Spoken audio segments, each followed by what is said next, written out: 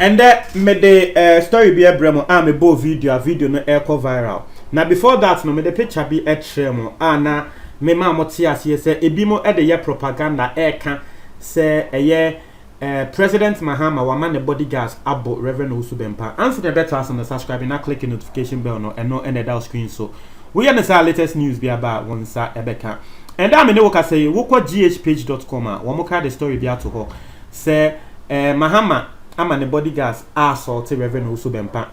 The announcer newspaper woman so omo de ato so say Mahama and the bodyguards the NDC Hawks womo abo Reverend Osubempa. Na saa time a womo reporting on all these stories na picture no enye de sorry na video no emba bonten picture pe na yehu.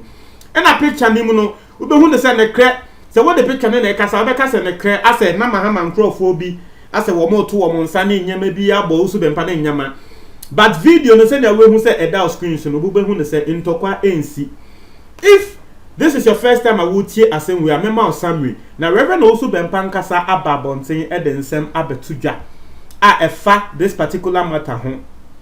Now summary of the whole thing and say Reverend Osubempa ye invited no because Assemblies of God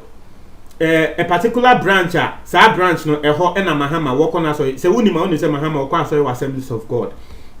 Now wo mo di 30th anniversary and wo mo to nsa frɛ Mahama and so wo mo to nsa so frɛ so for penyi Reverend Osubempa. Nti Osubempa na o te pulpit ne so Mahama de wono not enkrofo nim ewo fom ho wone ne enkrofo inti video nim no ubehu ne se na wo Osubempa AC efi pulpit se ne wa wehu wo video nim na o si efi pulpit ne so ekochia Mahama e na trese Mahama aid e ka se one pene e ma Osubempa enchia Mahama na se ne amedi nkan tell no nkofu bebra fast story no e bo Mahama echi bo Mahama echi Osubempa ba ponte e trese mo amo bo Mahama echi ni anu munjai na asem no send ye see any was say one no Osubempa no we are walk and one of the Assemblies of God's Assemblies of God pastors and Assemblies of God in Pinifo no e your imagine say oh Osubempa send ya wo wa he Mahama wa he de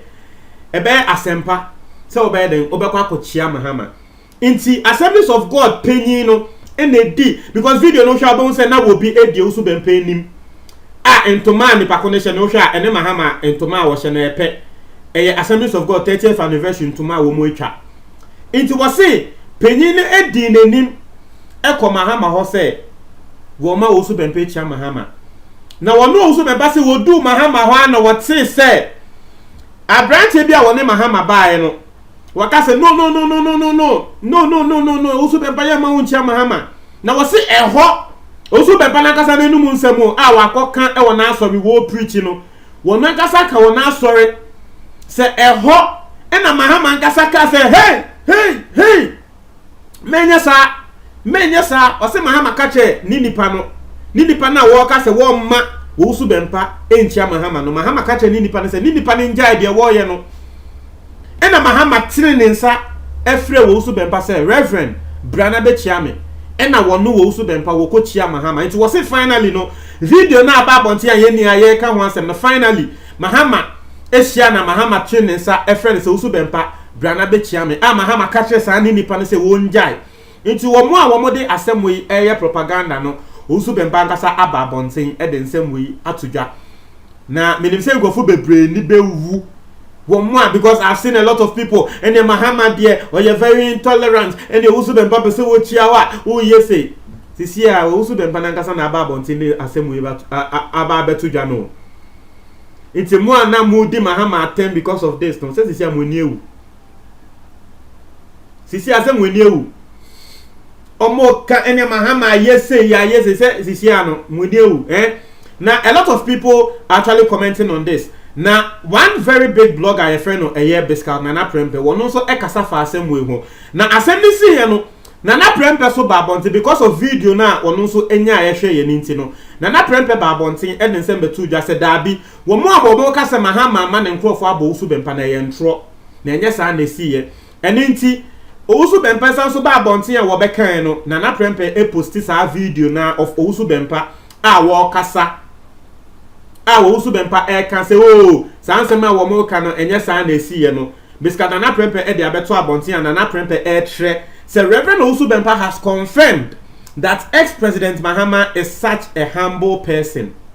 And only asema Owusu Bempah okan e na sorry na Owusu Bempah wie ye no and I was also the analogy between us.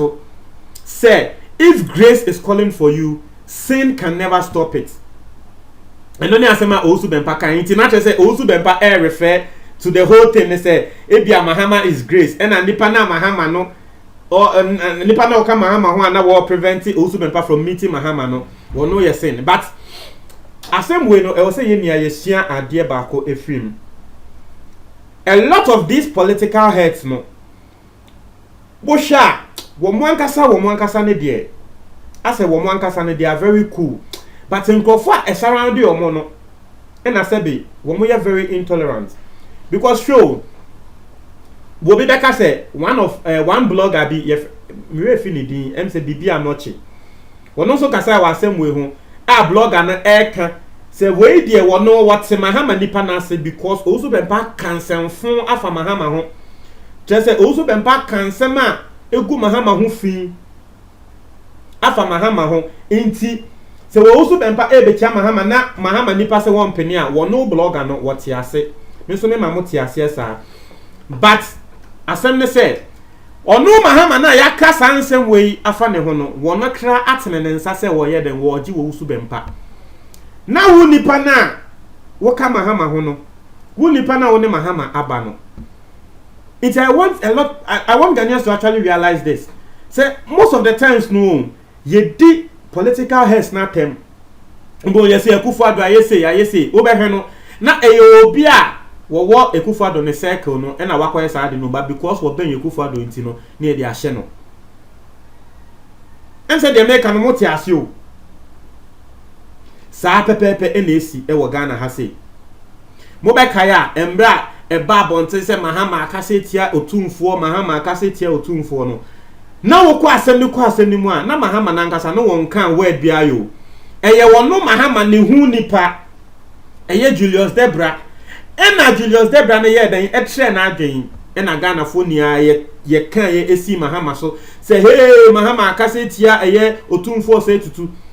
emma Mahama nkasa eba abonten e de nkrata beto abonten se wono Mahama krane na won nim de ekoso but wakopa otumfo achow intino. I know certain things like this happen, a lot of things like this happen. Akufo-Addo ngofo bebreka se Akufo-Addo aye nim ne de wono wo ye no nonsense man wo mako say Akufo-Addo ba na ye nia yete ase se wono de wo ba corruption ensi but ende Akufo-Addo ye president say corruption koso na corruption na koso no to be ntwe me say sebe Akufo-Addo na nkasa na ye sa corruption no